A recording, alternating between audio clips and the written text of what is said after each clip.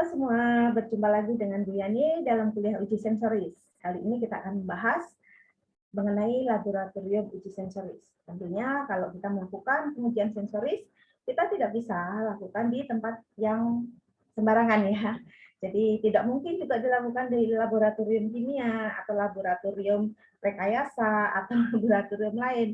Harus laboratorium uji sensoris yang memenuhi kriteria tertentu. Nah, seperti apa kriteria laboratorium uji sensoris? Mari kita lihat bersama-sama. Nah, kondisi umum. Secara umum, laboratorium uji sensoris harus jauh dari berbagai gangguan, baik itu gangguan bau, kebisingan, maupun gangguan-gangguan lain. Jangan sampai panelis yang sedang melakukan pengujian terganggu dengan berbagai gangguan tadi. Kalau misalnya lab uji sensoris berdekatan dengan tempat pembuangan sampah yang baunya menyengat, ya tentu ketika panelis melakukan pengujian atau harus mencicipi sampel sangat tidak nyaman dengan bau yang tidak sedap. Nah, selain itu juga kebisingan. Panelis perlu konsentrasi, perlu dia fokus pada pengujian, sehingga sebaiknya jauh dari kebisingan yang akan mengganggu konsentrasinya. Dan laboratorium uji sensoris juga perlu dilengkapi dengan berbagai sarana-prasarana yang bersih dalam jumlah yang cukup. Bersih baik itu meja, kursi, kemudian perlengkapan pengujian, kemudian juga lingkungannya, temboknya, dan lingkungannya secara umum lantai itu harus bersih ya. Jadi benar-benar supaya panelis merasa nyaman berada di tempat itu dan bisa fokus melakukan pengujian.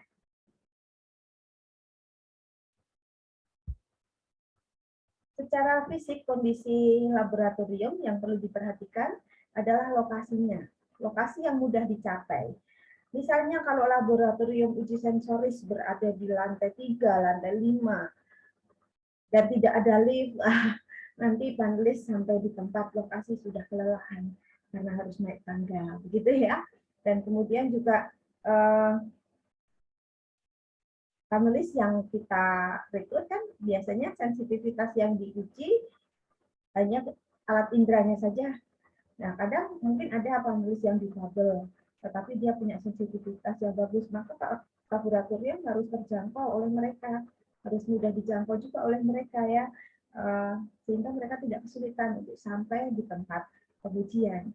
Kemudian bebas dari gangguan atau kebisingan tadi, kekacauan, nggak banyak orang yang sedang mandir begitu ya, kemudian juga tidak berada di dekat apa mungkin anak-anak bermain seperti itu.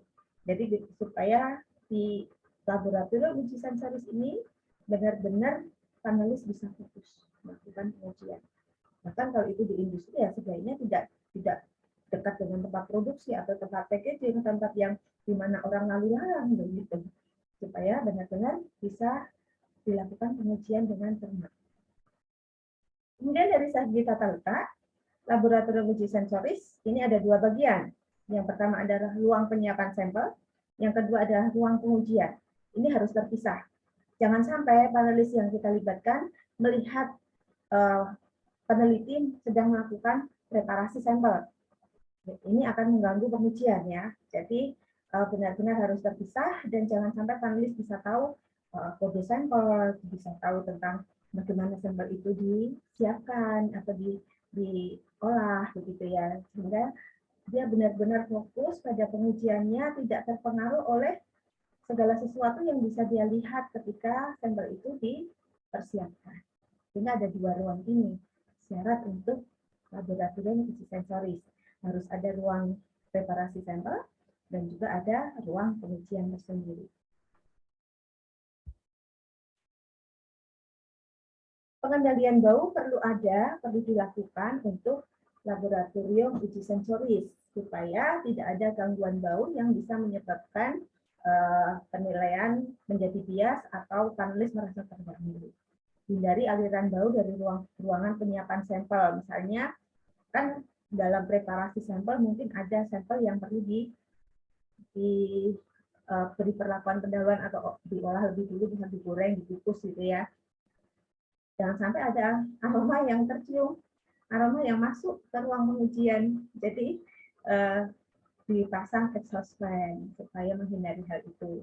Kemudian juga penggunaan AC dengan filter karbon, misalnya udara sedang lembab, ada bau kadang ruangan yang jarang dipakai, bau apek, nah itu akan sangat mengganggu pengujian, tidak boleh ada seperti itu. Kemudian ada syarat untuk bahan-bahan yang digunakan pada sarana prasarananya, misalnya mebel, kursi, meja, atau ada mungkin sekat bilik untuk pengujian itu ya, tidak boleh menggunakan cat yang berbau. Jadi supaya benar-benar bebas dari bau apapun gitu ya. Nanti benar-benar ketika melakukan pengujian aroma, flavor itu tidak terganggu oleh bau-bau lain dari sekitarnya. Kemudian juga perlu ada prosedur pengujian yang benar. Misalnya kita sedang menguji bau sampel minyak atsiri misalnya ya. Nah itu botol yang digunakan sebagai tempat sampel harus ada penutupnya supaya antara sampel satu dengan yang lain nanti tidak bercampur baunya ya. Jadi panelis harus menguji bau satu persatu. Nah, ketika membuka botol baru mencium baunya dari sampel itu. Jangan sampai dalam keadaan terbuka semua dan baunya sudah campur jadi satu dan itu menyebabkan panelis nanti tidak bisa menilai dengan tepat. Kemudian para panelis disarankan untuk tidak memakai parfum, tidak menggunakan kosmetik, kemudian juga tidak merokok. Ya, jadi yang lalu saya sudah sampaikan kalau ada panelis perokok ada syaratnya minimal 30 menit sampai 1 jam sebelum pengujian tidak boleh merokok supaya bebas dari bau rokok. Dia tidak boleh mengenakan pakaian berbau rokok ya. Jadi ini perlu diberitahukan pada panelis sejak awal supaya panelis bisa mempersiapkan diri dengan baik ketika pengujian, dia tidak menjadi sumber bau. Nah, ada yang tidak enak, tidak nyaman ketika kita dalam seleksi panelis, mungkin ada panelis yang sebenarnya sensitivitasnya bagus, tapi mungkin ada bau badan. Nah, ini perlu kita pertimbangkan. Jangan gunakan panelis yang seperti itu, supaya nanti ketika pengujian tidak mengganggu panelis lainnya, ya, tidak menyebabkan gangguan untuk pengujian sensoris yang akan dilakukan. Kemudian pencahayaan, ini adalah hal yang sangat penting. Pencahayaan dalam pengujian sensoris, khususnya kalau kita sedang menguji perbedaan warna atau kita sedang menguji intensitas warna, perlu digunakan cahaya yang benar-benar terang, cahaya lampu yang benar-benar bisa menampilkan warna sampel dengan jelas. Tapi ketika kita tidak sedang menguji warna, kita tidak sedang menilai warna, sebaiknya perbedaan warna antar sampel ini juga dimanipulasi dengan warna lampu tertentu yang digunakan. Maka dalam pengujian dalam lab uji sensoris itu harus sebaiknya ada lampu warna lain selain warna putih, warna biru, warna merah, itu untuk memanipulasi adanya perbedaan warna sampel ketika kita tidak sedang menguji warna, supaya tidak terjadi error yang dulu disampaikan ada stimulus error gitu ya, warna yang sebenarnya tidak sedang dinilai ikut berpengaruh terhadap penilaian atribut lain. Jadi kalau ada perbedaan warna sampel sementara kita tidak sedang menguji warna, sebaiknya digunakan cahaya dengan warna tertentu untuk memanipulasi perbedaan warna sampel tadi supaya warna sampel nampak lebih seragam. Kemudian dari segi kenyamanan, kita perlu mempertimbangkan luas ruang laboratorium dengan jumlah panelisnya. Jangan sampai berdesak-desakan, jangan sampai berhimpit. Kan panelis harus mempunyai space yang cukup nyaman untuk dia melakukan pengujiannya.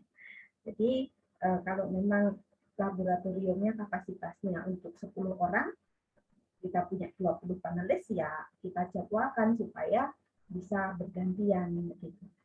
Kemudian pengaturan suhu udara di ruangan sebaiknya sekitar 20 sampai 25 derajat Celcius, sehingga memang membutuhkan adanya AC ya supaya suhu udara bisa diatur dengan kelembapan yang paling nyaman 65%. Nah, ini adalah contoh pengujian Jadi di dalam laboratorium uji sensoris itu harus ada booth pengujian yang akan digunakan oleh setiap panelis untuk melakukan pengujian. Karena setiap panelis ini harus melakukan pengujian penilaian secara individu.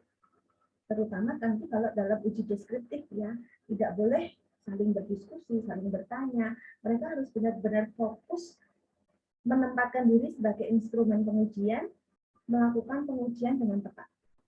Sehingga sangat penting ada booth pengujian seperti ini yang dilengkapi dengan lampu-lampu berwarna tadi. Jadi biasanya ada 3 macam lampu. Ada lampu putih, itu ketika kita memang sedang menilai warna. Ada lampu biru atau merah yang kita gunakan untuk memanipulasi warna sampel yang berbeda ketika kita sedang melakukan pengujian untuk atribut lain yang bukan warna. Gitu ya. Jadi ini memang perlu didesain seperti ini untuk laboratorium uji sensoris. Contoh lain, di sini setiap booth sudah dilengkapi dengan komputer. Jadi panelis memasukkan data hasil penilaiannya langsung ke komputer dan nanti langsung masuk ke tabel data. Akan terkumpul secara langsung data yang diperoleh. Ini contoh lain dari pengujian. Di sana kita lihat ada satu lubang kecil, itu adalah tempat panelis berinteraksi dengan preparator atau dengan peneliti.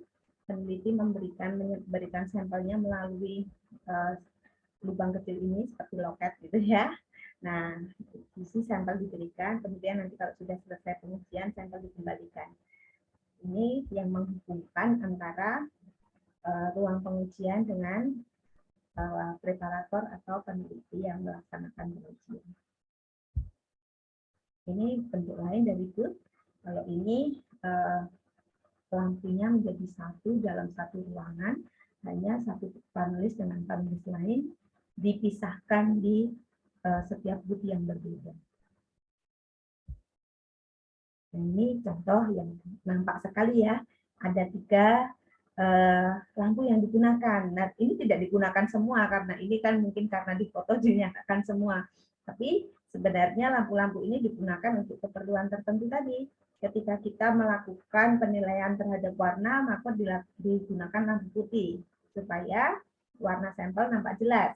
Kalau kita melakukan pengujian atau penilaian atribut lain yang bukan warna, maka digunakan lampu yang berwarna yang bisa memanipulasi atau mengeliminasi perbedaan warna sampel, baik itu lampu hijau, lampu biru, ataupun lampu merah, lampu kuning. Nah, ini merupakan ruang penyiapan sampel yang terpisah dari ruang pengujian. Jadi harus benar-benar terpisah dan tidak ada perpindahan bau dari ruang pengujian ke ruang penilaian tadi. Nah, di sini yang boleh masuk hanya peneliti atau preparator yang melakukan preparasi sampel. Panelis tidak boleh masuk ke area ini karena area ini khusus untuk menyiapkan sampel yang akan diuji. Ini para panelis yang sedang melakukan pengujian di booth-nya masing-masing. Mereka bisa fokus pada sampel yang dihadapi dan melakukan penilaian secara mandiri. Nah, ini antara lain laboratorium uji sensoris yang harus ada dengan kriteria-kriteria seperti ini. Ini semua laboratoriumnya sangat ideal, nampak sangat bersih, gitu ya, sangat bersih dan tertata dengan baik, dengan rapi.